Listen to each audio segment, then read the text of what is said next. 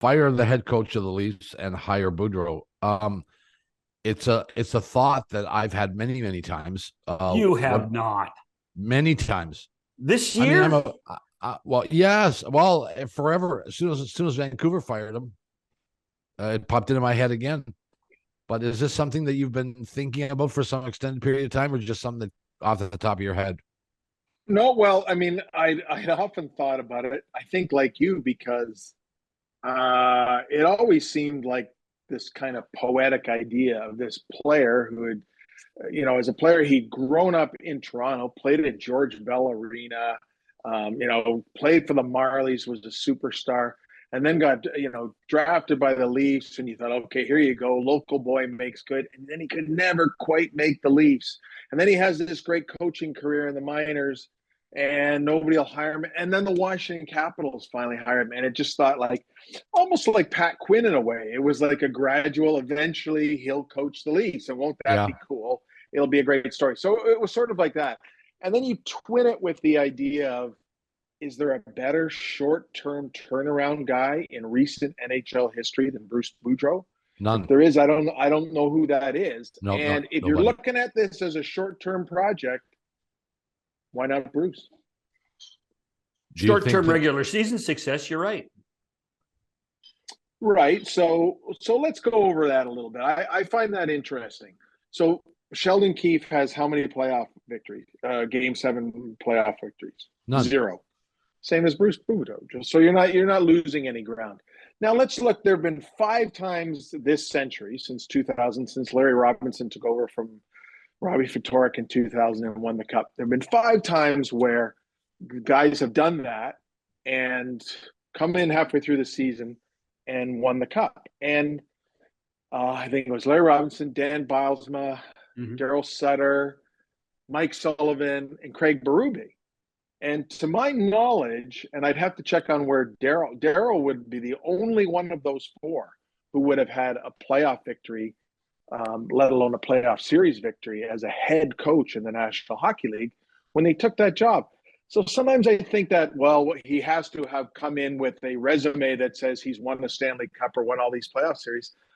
History says no. History says that's not necessarily what you need. What you need is a fresh pair of eyes who looks at something in a different kind of way and says, guys, let's try this. And often it is a short-term thing that works. It was for Larry Robinson, for sure. So the idea that Boudreau hasn't had a lot of playoff success, you'd prefer it if he had. But look, John Tortorella went to Philadelphia this year with all kinds of playoff resume, and he's just done about the crappiest job in the history of hockey with that Flyer team. So I'm not so sure history and playoff success necessarily means a lot. You think I think if Tortorella wasn't there, they probably would only won half as many games. Yeah, and then they'd have a better shot at Connor Bedard. So you're guys, and I think you know this, Damien, is that in my view the problem is Dubas more than Keefe. And is Dubas going to fire Keefe?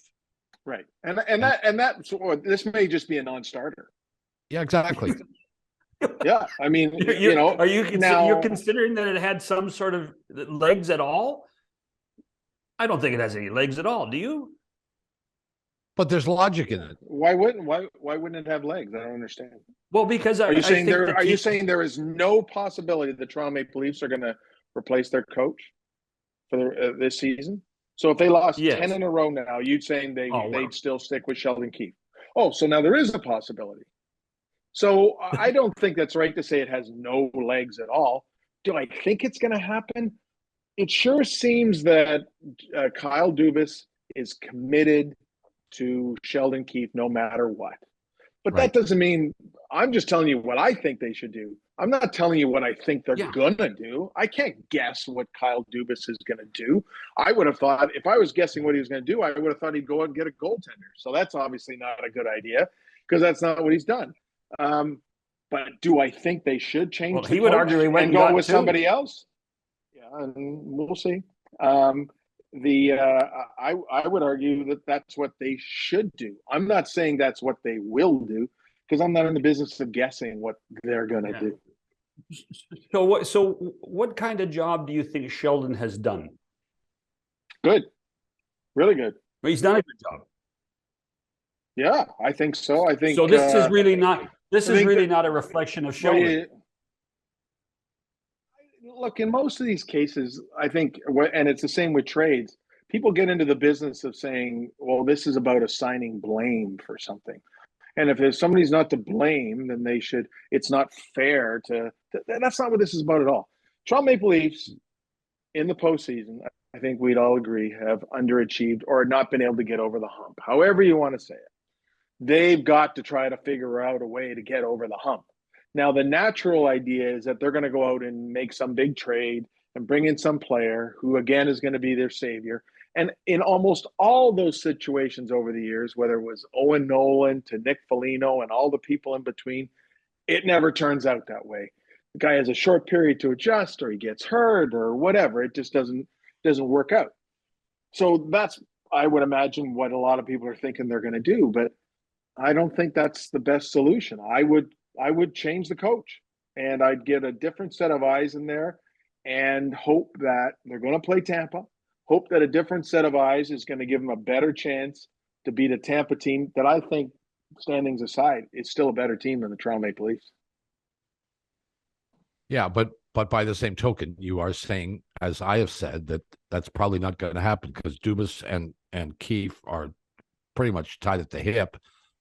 And I think Dubas is really the problem. I mean, his philosophy of how to build a hockey team has now existed for several years, basically with the same crew, and he keeps doing the same thing over and over and over again with the same results, and the results are poor.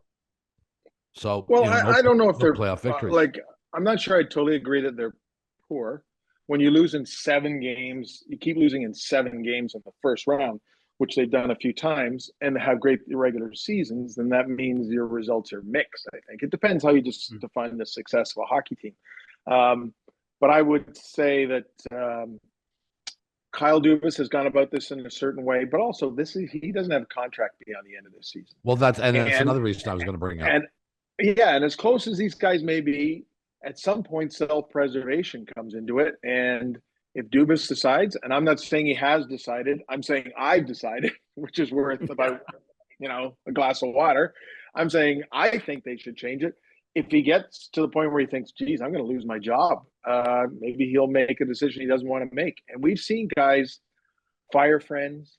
We saw Brendan Shanahan have to let Lou Lamoriello go. And their relationship was incredibly tight. These things happen in sports. Brothers fire brothers. Terry Murray got fired, and his brother Brian the other way took around. over Brian, the other way around. Yeah. Brian. It happens. And so, as close as they may be, I can't imagine they're inseparable, and that Dubas would say, "Oh, I'll go down with my buddy right beside me."